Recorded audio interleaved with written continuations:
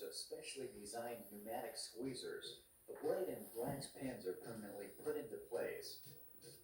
These exposed pin ends are then ground down and polished smooth.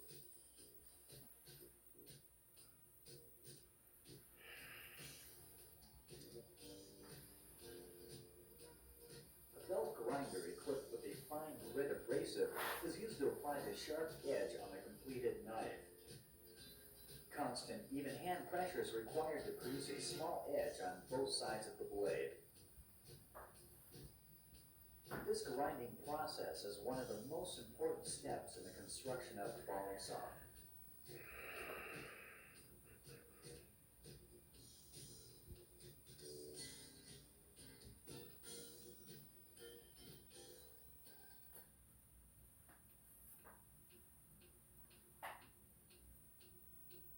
Lastly, a hard felt wheel is used to remove rough burrs and to give the blade a mirrored, polished finish.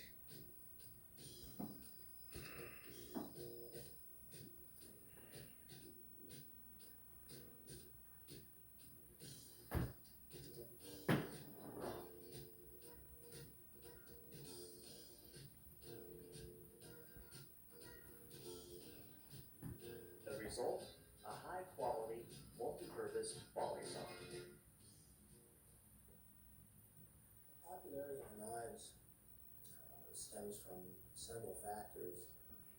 I think the most important factor is that the knife is unique in a method of opening and closing, that in the locked and open position, it's very, very difficult to disengage the lock and break it like many conventional lockback folders.